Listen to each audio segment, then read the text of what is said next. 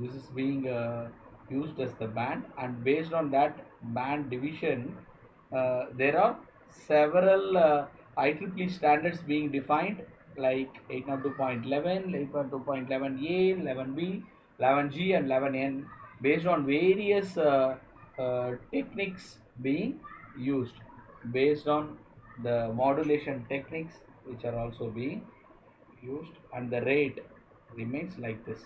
Let us see them in detail. So first one being 802.11 uses frequency hopping spread spectrum method as discussed in earlier chapters already. So this frequency hopping spread spectrum uses 2.4 to 4.835 gigahertz ISM band.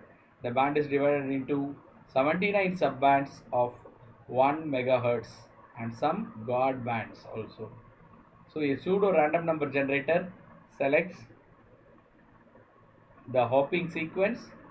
The modulation technique in this specification is either 2-level frequency shift keying or 4-level frequency shift keying. So this, on receiving 1 or 2 Mbps of digital data, the shift keying is being performed, and the uh, which results in the data rate of 1 or 2 Mbps, right? So that is being converted into 1 megahertz of analog signal for transmission. And in case of IEEE 802.11 DSS, yes, so the direct sequence spread spectrum method as discussed earlier. So it uses 2.4 to 4.8 gigahertz band, but the modulation technique in this specification is phase shift keying at 1 megabytes per second. So the system allows 1 or 2 bits per baud.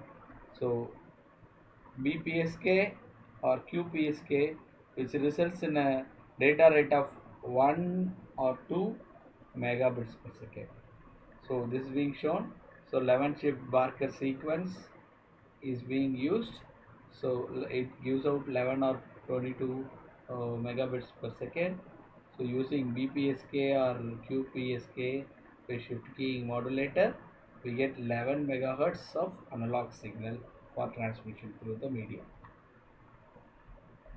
IEEE 802.11 infrared uses infrared light in the range of 800 to 950 nanometer. The modulation technique used is pulse position modulation. For 1 megabits per second data rate, a 4-bit sequence is first mapped into 16-bit sequence, in which only one bit is set to 1 and the rest are set to 0. Whereas for 2 megabits data rate, a 2-bit sequence is first mapped into 4-bit sequence, in which only one bit is set to 1 and the rest are set to 0. So the mapped sequence are then converted into optical signals. The presence of light specifies 1, the absence of light specifies 0. So 1 or 2 megabits digital data is sent through encoder. So they will use all these encoding techniques, 4 to 16 or 2 to 4, and then the pulse position modulation is performed, and we get analog signal which is being transmitted through the infrared medium. So optical medium can be used.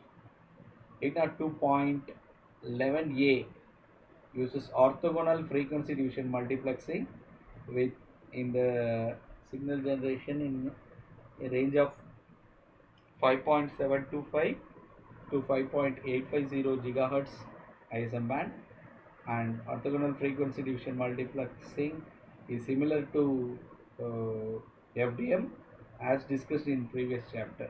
So with one major difference, all the subbands are used by one source at given time. So sources contend with one another at the data link layer for access. The band is divided into 52 subbands with 48 subbands for sending 48 groups of bits at a time and 4 subbands for control information. So dividing the bandwidth into subbands diminishes the effects of interference. So if the subbands are used randomly, security can also be increased.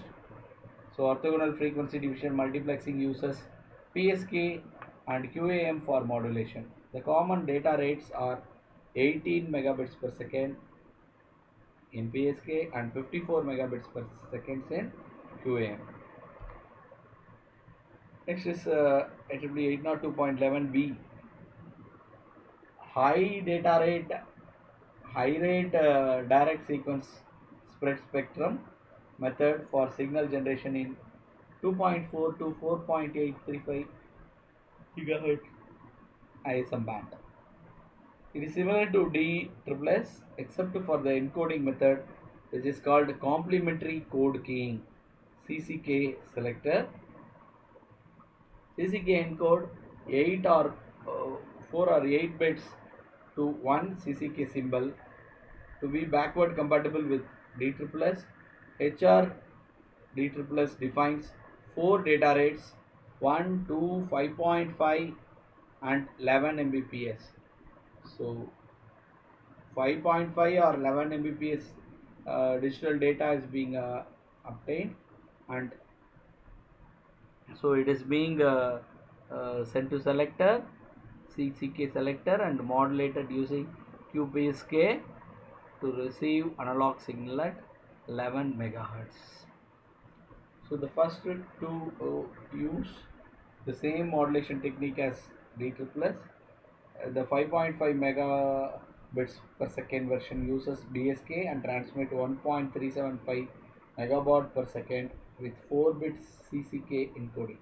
The 11 megabits per second version uses QPSK and transmit 1.375 megabits per second with 8 bits CCK encoding. So this is how it converts the digital data to analog data for transmission through the wireless medium. There are two more uh, uh, two more protocols remaining. IEEE 802.11g, where this new specification defines forward error correction and OFDM using 2.4400 to 4.835 gigahertz ISM band. The modulation technique achieves a 22 or 54 megabits data rate. It is backward compatible with 802.11b, but the modulation technique is OFDM. And when you see about IEEE 802.11n, an upgrade of 802.11 project is called so, that is next generation of wireless LAN. The goal is to increase the throughput of 802.11 wireless LANs. A new standard emphasizes not only the higher bit rate but also eliminating some unnecessary overhead. The standard uses what is called MIMO, that is multiple input, multiple output antenna, to overcome the noise problem in wireless LANs. The idea is, what if we can send multiple output signals and receive multiple input signals, we are in a better position to eliminate noise. Some implementations of this project have reached up to 600 megabits per second of data rate.